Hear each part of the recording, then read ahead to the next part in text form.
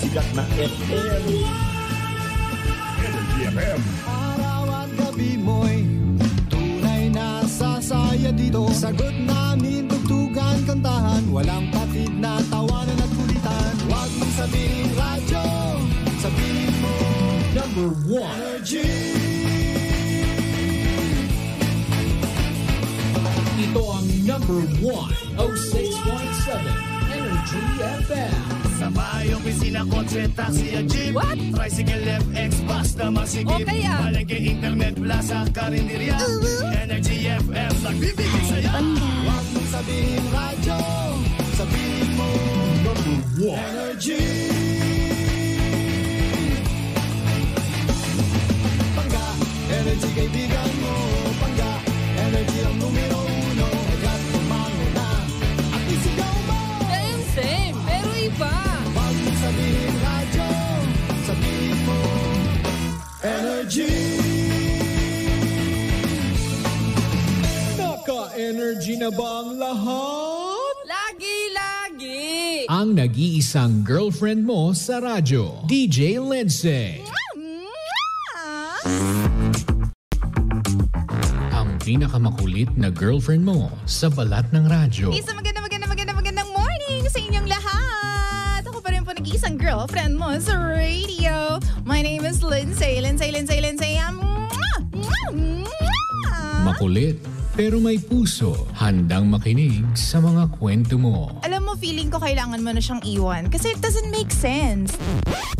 Ang kwento sa lihim ng liham. Mahal kong Lindsay. Gandang umaga po sa inyong lahat, lalong-lalo na sa lahat po ng nakikinig dito sa opisina namin. DJ Lindsay, ilang buwan na po kaming nakikinig sa programa mo at masasabi po namin na relate po kami sa stories. Kaya naman po, heto po ako. Ako naman po ang magpapatulong sa inyo.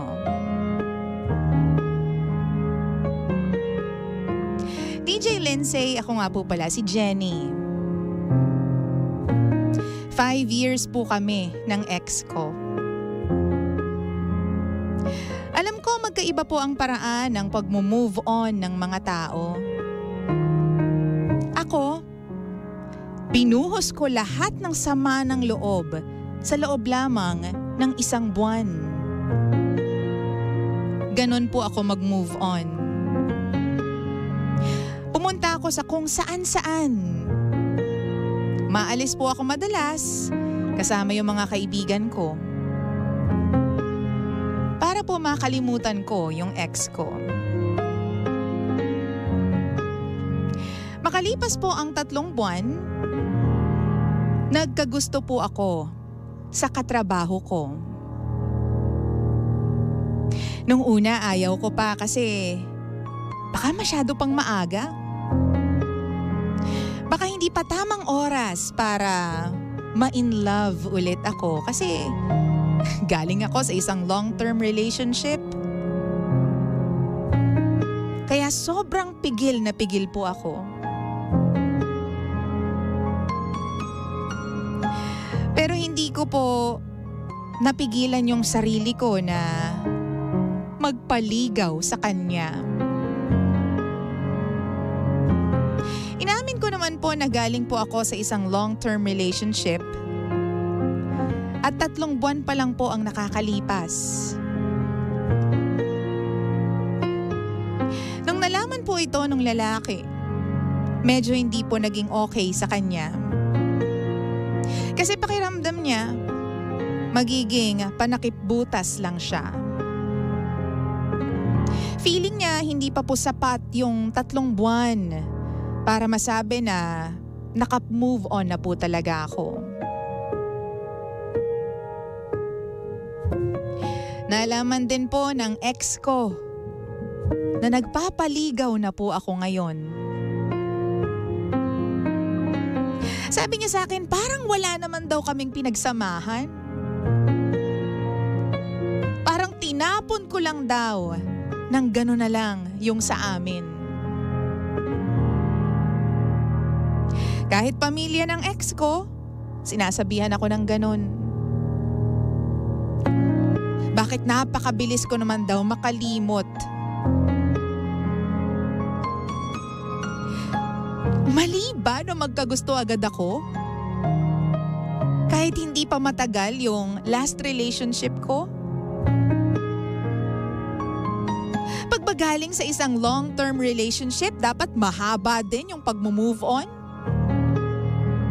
Dapat matagal yung proseso? Dapat ba hindi mabilis makalimot? Tao lang po ako, DJ Lindsay. Gusto ko na pong magmahal ulit. At gusto ko na pong maramdaman na may isang lalaking kayang magmahal sa akin more than my ex. DJ Lindsay, mali po ba ako kung sasagutin ko na yung manliligaw ko? Paano ko rin po ba kukumbinsihin yung manliligaw ko na naka-move on na po ako sa ex ko? Muli, DJ Lindsay, ako si Jenny.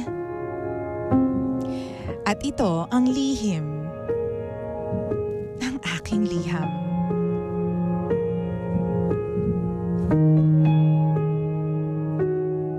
Lihim ng liham.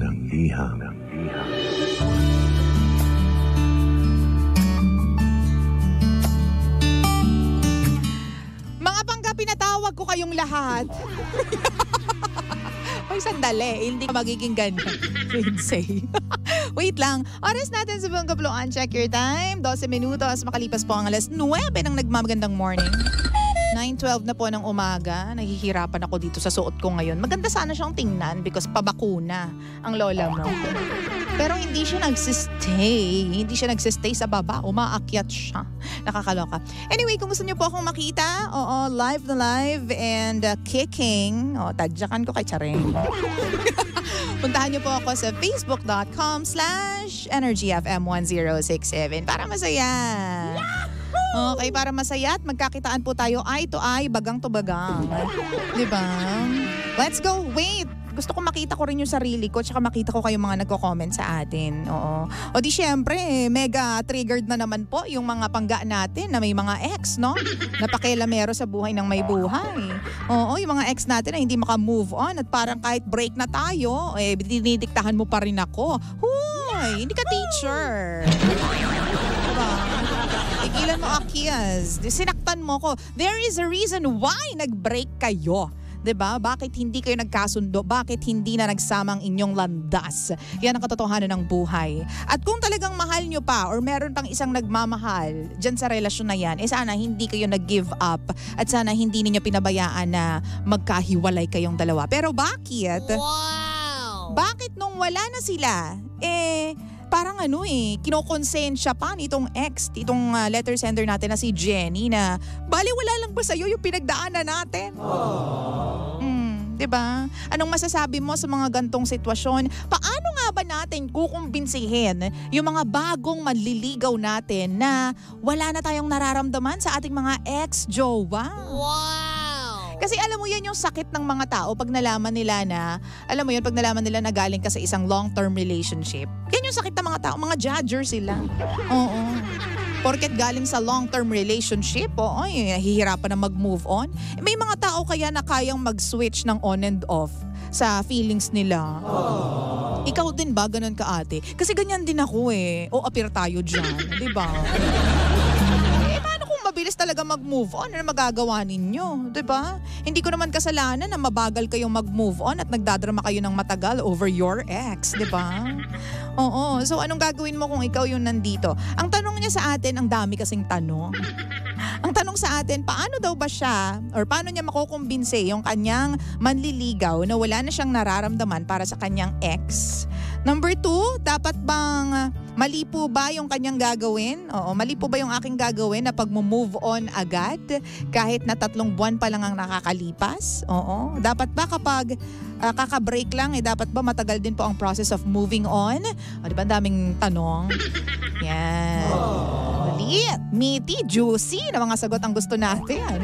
Kasi usapang ex alam mo naman ng mga tao, buhay na buhay kapag usapang ex-boyfriend, ex-girlfriend, ex-asawa, ex-Mrs. and Mr., diba? So, hihintayin ko yung inyong mga, ang inyong mga komento. Of course, pwede niyo po akong i-mention or pwede niyo po akong i-message dyan po sa comment section ng Facebook Live, facebook.com/energyfm1067. Pero bago yan, magpapasalamat muna ako at babatiin ko po muna yung mga tao dyan sa Pebbles ngayon. Pebbles, Tomas Morato, and of course, Clarence MD. Salamat po sa pagpapaganda sa akin. And the Glam Queens, Quezon City. Thank you so much for my hair, lalak. Nagpapaganda sa akin. Maraming salamat po. Sabi ni Arch, there is no given time for anyone to get over your ex. An ex pala. Tanging ikaw lang ang makakaalam nun. But at the same token, people will judge you according to their standards. Pay them no mind na lang. Nasa sa inyo po ang dahil kaligayahan mo yan. Just make sure that you're being true with yourself on what you really feel. Also, DJ Lindsay, I can't get Energy FM on our online radio application dito po sa US. Pakirelay na lang po sa mga kinauukulan. Narinig na po nila. Hepe! Gets mo na, Hepe? Baby Toby! Radio application daw. Baka malagasan tayo ng ng listener sa US. 2 piraso na nga lang yata sila. Chareng! Hello po sa mga nandyan sa US of A. Musta po kayo dyan? Oo, hello po sa inyo dyan ha. Anong oras na po sa inyo dyan? Siguro tanghali na dyan or hapon, no? Oo. Hello po kay Davidson North. Yung kaibigan mabilis mag-move on. Damay po ako sa nagko-court. Hehehe. Diba? Ano bang masasabi mo dyan? Kasi ako, feeling ko, oy, salamat po sa mga nag-send ng star ha. Lalo na kay Ren Renzo Nori Ega. Ayan ha. Ako feeling ko naman, sariling time frame mo naman ang dapat masunod. Kasi unang-una sa lahat, ang malulungkot kapag walang partner, ikaw. 'Di ba? Responsibilidad mo syempre yung own happiness mo. 'Di ba? Hindi naman porket nag-break kayo ng ilang buwan pa lang, ibig sabihin nun ilang buwan ka rin, 'di ba? Lulupagi dyan dahil iniwan ka o naghiwalay kayo ng jowa mo for 5 long years. I mean, nasa iyo naman yan kung ilang hours, days, months ka mag-cope doon sa nararamdaman mo, doon sa sitwasyon, di ba? And I see nothing wrong, di ba, doon sa pag-move on mo ng mabilis. Pero again, tulad nga nung sabi ni Arch, our friend, is that dapat maging totoo ka sa sarili mo. Di ba? Naka-move on ka na ba talaga? O na-overwhelm ka lang? Kumbaga nalalapatan lang, namamask lang. That is the perfect term. Namamask lang ng mga nangyayari sa buhay mo, yung totoong nararamdaman mo. Diba kasi baka mamaya kapag sinagot mo na tong bagong manliligaw mo, saka naman babalik sa'yo yung ex mo tapos ikukumpara mo siya sa ex mo. Wag naman ganun, bakla Oo, wag tayong magkukumpara. There should never be a comparison between yung present lover mo and yung ex-lover mo because you guys have been separated, yung ex mo and ikaw, for a reason, di ba? May purpose yan kung ba't kayo pinaghiwalay. At saka, huwag ka na magpapa-apekto dun sa sinasabi ng ex mo at kahit pa pamilya niya pa yun, what na sila say sa life mo, okay? Huwag mo ang payagan na diktahan ng past mo ang present mo. Yun ang pinakamasasabi ko dyan. Yun ang take ko dyan. Kasi past is past. Bakla, oo. Kasi kung magpapadikta ka pa rin sa past mo, di sana hindi ka nakapaghiwalay sa kanya. Di ba? Pakikinggan mo pa rin siya. At kung magmamatter pa rin sa'yo yung mga nasasabi ng mga tao from your past, di sana hindi ka nakipaghiwalay. Diba? Para meron tayong rason para pakinggan yan. Kasi present mo pa rin siya. Kaso hindi. Ex mo na siya. Ex means dati, noon. Oo. Sabi dito, Lorna Dangge, di ba gumagawa, ano daw yun? Bakit naging technical ang usapan dito? Wait, sabi naman po ni Naksu, sa akin nga, move on agad. Ano naman ngayon kung madali ako maka-move on? Alangan namang laging babalikan ng nakaraan. Ako nakaka-stress lang po yan. Watching from Dasmariñas, Cavite. Hello! Sa mga taga Cavite, Cavite, Etivac.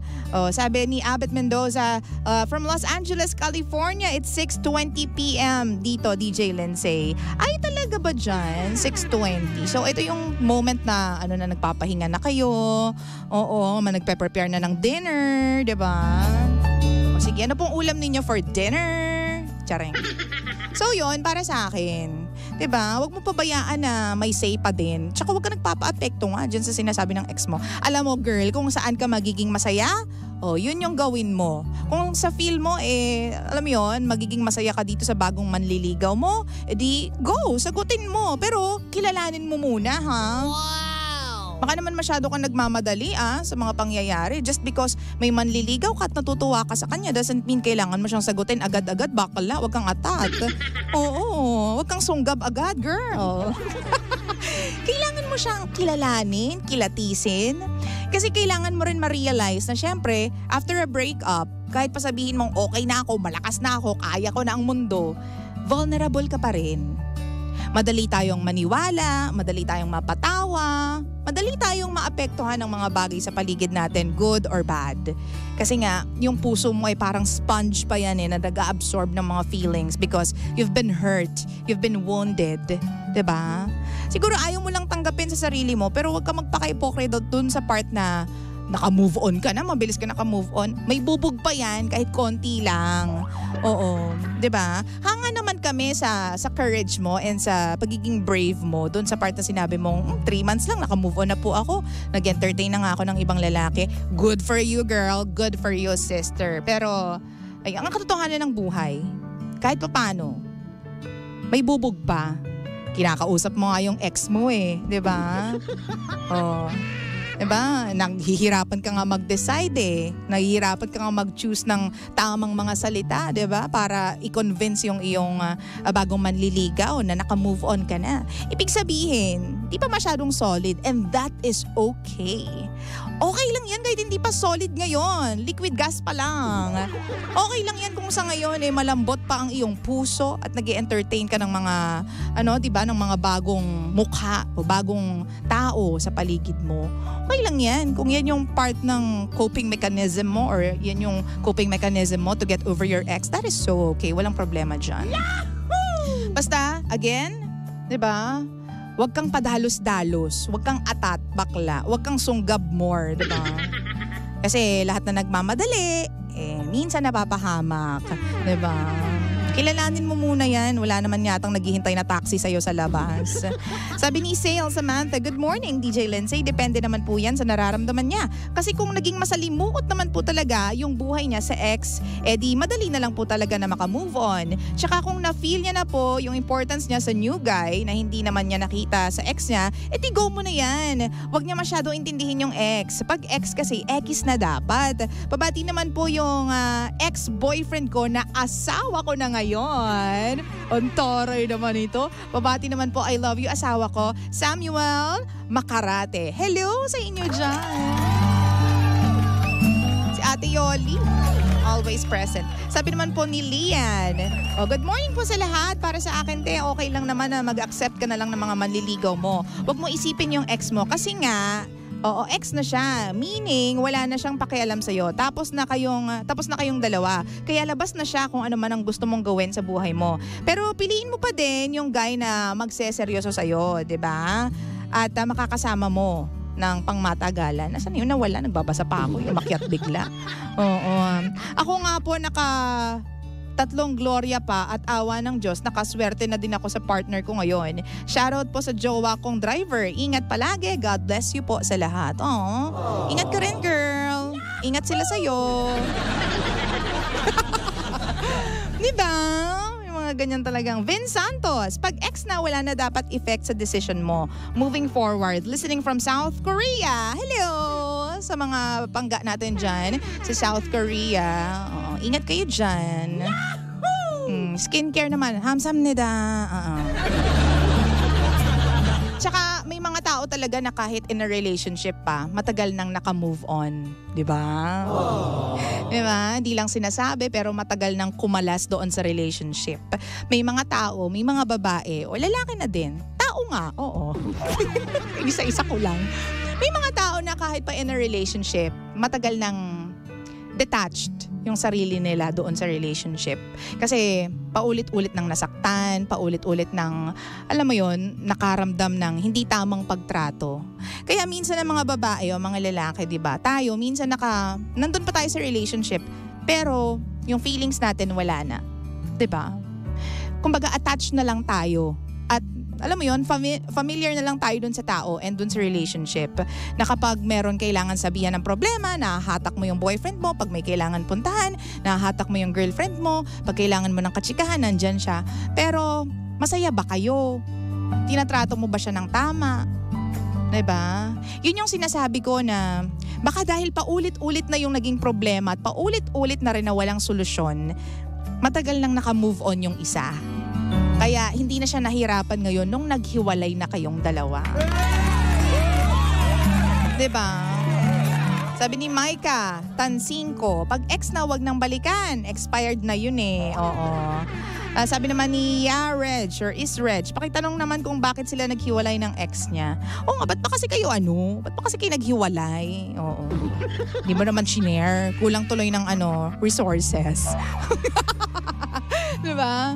So yun, baka naman nga matagal nang naka-move on itong si Ante at nasanay na siya ng, diba, wala nang say yung ex niya. Kaya, diba, may ay sagot na siya dito sa kanyang manliligaw. Wow! And the bottom line is, kung ano magpapasaya sa'yo, yun yung gawin mo. Pero wag mong madaliin ang proseso ng, alam mo yun, pagpunta or pag-shift sa another relationship. Diba? Mas maganda nga niyan, bakla, kung give yourself some time muna eh. Diba? Bigyan mo muna ng me time ang sarili mo. Kasi, alam mo yun, para ma-enjoy mo yung, diba, presence mo at company mo muna. Diba? Kasi you deserve that. Ang pinakamasarap na company ay ang sarili mo. Diba? After a long-term relationship, magpahinga ka muna. Tapos gawin mo kung anong makakapagpasaya sa'yo.